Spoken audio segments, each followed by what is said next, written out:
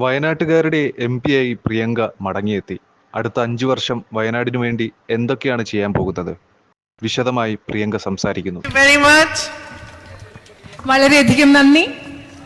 My dearest brothers and sisters, എന്റെ ഏറ്റവും പ്രിയപ്പെട്ട സഹോദരി സഹോദരന്മാരെ, first of all I want to thank you from the deepest place in my heart. ആദ്യമായിട്ട് എന്റെ ഹൃദയത്തിന്റെ ആഴങ്ങളിൽ നിന്നും നിങ്ങളോട് ഞാൻ നന്ദി പറയാൻ ആഗ്രഹിക്കുന്നു.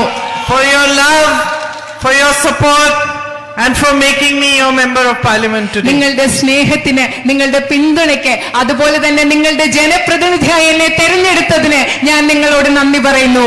Welcome to all my colleagues from the UDF who are standing here, all of whom who worked very hard for this election, and many of the UDF workers who are amongst you, to whom I owe this victory. ഇന്ന് ഈ വേദിയിൽ നിൽക്കുന്ന ഈ തെരഞ്ഞെടുപ്പിൽ എനിക്ക് വേണ്ടി കഠിന പ്രയത്നം ചെയ്ത ഐക്യജനാധിപത്യ മുന്നണിയുടെ എല്ലാ സഹപ്രവർത്തകരെയും, അതുപോലെ തന്നെ ഇന്ന് ഈ ജനക്കൂട്ടത്തിൽ ഇവിടെ എത്തിച്ചേർന്നിട്ടുള്ള ഐക്യജനാധിപത്യ മുന്നണിയുടെ പ്രവർത്തകരെയും, നിങ്ങൾക്കാണ് എന്റെ ഈ വിജയം സമർപ്പിക്കുന്നത്. നിങ്ങൾക്ക് എല്ലാവർക്കും ഞാൻ നന്ദി പറയുന്നു. Because for many years, for 35 years I managed elections for my mother and brother. I understand the kind of hard work that goes into elections and campaigning on the ground. കാരണം കഴിഞ്ഞ 35 വർഷങ്ങൾക്കായി എന്റെ അമ്മയ്ക്കും സഹോദരനും വേണ്ടിയുള്ള ഇലക്ഷൻ പ്രചരണത്തിന്റെ ചുമതല എനിക്കായിരുന്നു. അതുകൊണ്ട് എത്രമാത്രം ബുദ്ധിമുട്ടാണ് താഴെത്തട്ടിൽ ഇലക്ഷൻ പ്രവർത്തനം നടത്തുക എന്നത് എനിക്ക് കൃത്യമായിട്ട് അറിയാം.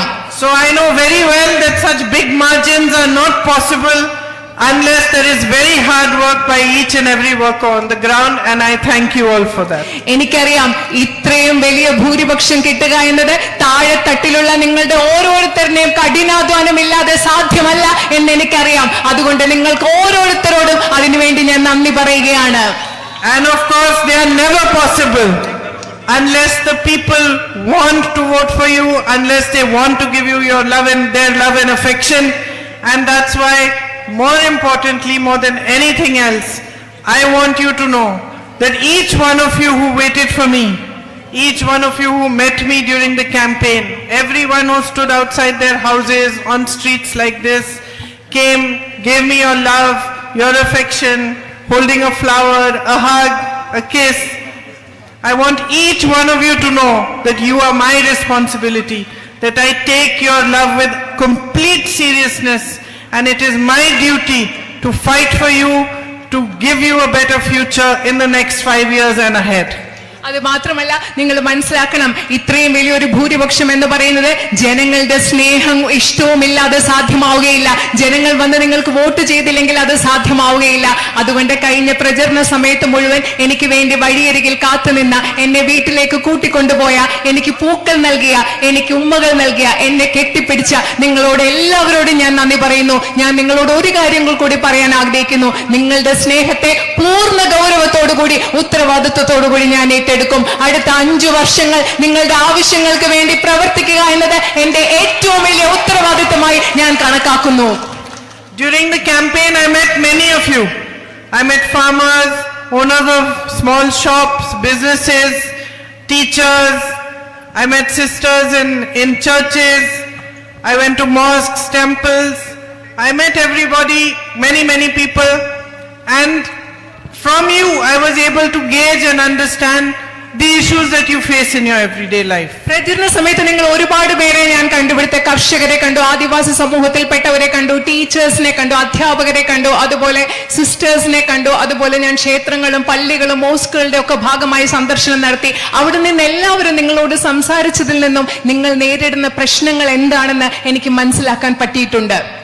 There are big issues here that need to be resolved, that need to be worked on. I met some people from tribal communities who told me about the difficulties they have, especially for health services, educational services. ഇവിടെ വലിയ പ്രശ്നങ്ങളുണ്ട്, പരിഹരിക്കപ്പെടേണ്ടതായ വലിയ പ്രശ്നങ്ങളുണ്ട്. അതുപോലെ തന്നെ ആദിവാസി സമൂഹത്തിൽ നിന്ന് ബന്ധപ്പെട്ട ചിലരെ ഞാൻ കണ്ടു. അവർക്ക് വിദ്യാഭ്യാസവും ആരോഗ്യവുമായും ബന്ധപ്പെട്ട പ്രശ്നങ്ങൾ പരിഹരിക്കേണ്ടതുണ്ട്. Farmers who are suffering due to the policies of the government, not getting the right prices for their crops, and also the man-animal conflict due to which their crops are endangered and very often disturbed and eaten or destroyed by animals. ഇവിടെ കഷ്ടപ്പെടുന്ന കർഷകരുണ്ട്, കാരണം അവർക്ക് കൃത്യമായ വില ലഭിക്കുന്നില്ല. ഗവൺമെന്റിന്റെ നയങ്ങൾ മൂലം അവർ ബുദ്ധിമുട്ടുന്നു. അതുപോലെ തന്നെ മനുഷ്യ വന്യജീവി സംഘർഷം മൂലം അവരുടെ വിളകൾ നശിക്കുന്നു. ഇതൊക്കെ എനിക്ക് മനസ്സിലാക്കാൻ പറ്റിയിട്ടുണ്ട്. I met homestay owners who have built beautiful homestays but also faced major issues, especially after the landslide, when people across India saw the devastation and became afraid to come here, thinking that this is an area where there are landslides. So there is a lot of work that we need to do, even just to show that the landslide was in a small area and the rest of this beautiful constituency of Wayanad is beautiful and still welcomes tourists, and there is no such danger over here. അതുപോലെ തന്നെ ഞാൻ home stay ഉടമസ്ഥരെ കണ്ടു. അവർ പറയുന്നത് ഇവിടെ മണ്ണിടിച്ചിൽ നടന്ന ശേഷം, ആ ദുരന്തം നടന്ന ശേഷം ഇവിടേക്ക് ആളുകൾ വരാൻ ബുദ്ധിമുട്ടാണെന്ന്. കാരണം അവർ പേടിച്ചു. ഈ ലോകം, ഇന്ത്യ മുഴുവനുള്ള ആളുകളോട് നമുക്ക് പറഞ്ഞു മനസ്സിലാക്കി കൊടുക്കണം, വയനാട്ടിൽ ഒരു ദുരന്തമുണ്ടായത്, ഒരു വലിയ നാശം വിതച്ചത് ഒരു ചെറിയ ഭൂപ്രദേശത്ത് മാത്രമാണ്. ബാക്കി പ്രദേശങ്ങളിൽ ഒരു പ്രശ്നമില്ല. വയനാട് പാർലമെന്റ് മണ്ഡലം എന്ന് പറയുന്ന ഈ മനോഹരമായ പ്രദേശത്തെ കൂടുതൽ ആളുകൾ വരണം, ഇവിടെ സുരക്ഷിതമാണെന്ന് നമുക്ക് എല്ലാവർക്കും പറഞ്ഞു കൊടുക്കണം. You have the long-standing issue of the night ban and the long-standing issue of the medical college, both of which we need to fight for, and we need to understand how together we can resolve the night ban issue. നിങ്ങൾക്ക് ദീർഘകാലമായി നിലനിൽക്കുന്ന രാത്രി യാത്രാ നിരോധനം എന്ന പ്രശ്നമുണ്ട്. അതുപോലെ നിങ്ങൾക്ക് വളരെ കാലമായി നിങ്ങളുടെ ആവശ്യമായ മെഡിക്കൽ കോളേജ് ഉണ്ട്. നമ്മൾ ഒരുമിച്ച് ചേർന്ന് ഈ പ്രശ്നങ്ങൾ പരിഹരിക്കാൻ വേണ്ടി എന്ത് ചെയ്യാം എന്ന് നമ്മൾക്ക് ഒരുമിച്ച് ചേർന്ന് ആലോചിച്ച് പ്രവർത്തിക്കേണ്ടതുണ്ട്. Whatever progress was made in the medical college also, because of the pressure Rahul ji put on the government, we need to put more pressure and advance the work even faster. Rahul G ഗവൺമെന്റിന്റെ മേൽ ചെലുത്തിയ സമ്മർദ്ദത്തിന്റെ ഫലമായി medical കോളേജിൽ കുറച്ച് മാറ്റങ്ങൾ ഉണ്ടായി, ആശുപത്രി ആരോഗ്യ സംവിധാനത്തിൽ. അതുമാത്രമല്ല, ഇനിയും കൂടുതൽ സമ്മർദ്ദം ചെലുത്തി അവിടെ മെഡിക്കൽ കോളേജിന് വേണ്ട എല്ലാ സൗകര്യങ്ങളും നമുക്ക് ഉണ്ടാക്കിയെടുക്കണം. So these are the issues that we need to tackle. At the same time, I really believe that if we strengthen tourism here and we do all we can to show the world what a beautiful place this is, then a lot of your livelihoods will be supplemented and you will have better employment possibilities. അത് മാത്രമല്ല, ഈ പ്രശ്നങ്ങൾ പരിഹരിക്കാൻ വേണ്ടി നമ്മൾക്ക് ഒരുമിച്ച് പ്രവർത്തിക്കണം. അതുപോലെ വയനാട്ടിലെ വിനോദസഞ്ചാര മേഖലയെ നമ്മൾ ശക്തിപ്പെടുത്തുകയാണെങ്കിൽ അതിൽ കൂടെ നിങ്ങൾക്ക് ഒരുപാട് തൊഴിലവസരങ്ങൾ ഉണ്ടാകും. അതുപോലെ നിങ്ങളുടെ ജീവനോപാധികളെ നമുക്ക് മെച്ചപ്പെടുത്താനും സാധിക്കും. And with the beautiful crops that you grow and the spices you grow, I think food packaging units and a little bit of push on that sector and on the agricultural sector will really again help Wayanad to progress and advance. നിങ്ങൾ ഇവിടെ കൃഷി ചെയ്യുന്ന മെച്ചപ്പെട്ട നാണ്യ വിളകളുണ്ട്, അതുപോലെ തന്നെ സുഗന്ധ വ്യഞ്ജനങ്ങളുണ്ട്. ഇവിടെയൊക്കെ നിങ്ങൾ ഒരുപാട് നമ്മൾ ശ്രദ്ധ പതിപ്പിച്ചാൽ ഇവിടെ ഒരുപാട് തൊഴിലവസരങ്ങൾ ഉണ്ടാകാനും നമ്മൾക്ക് ഒരുപാട് പുരോഗതി ഈ മേഖലയിൽ വയനാട്ടിൽ ഉണ്ടാക്കിയെടുക്കാൻ സാധിക്കും. So I think together we need to work. I need to spend much more time with you, come to your houses, meet you, understand properly from you what your issues are in depth, and then we need to work together to resolve them.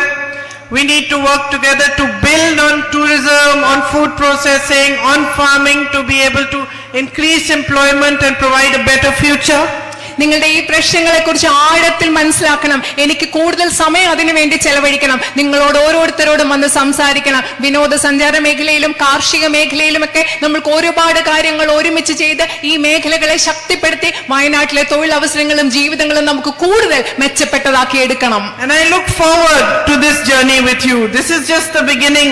I look forward to meeting all of you, to coming to your homes, to understanding you better, and to get from you a much deeper understanding of what you want me to fight for and how you want your issues to be resolved.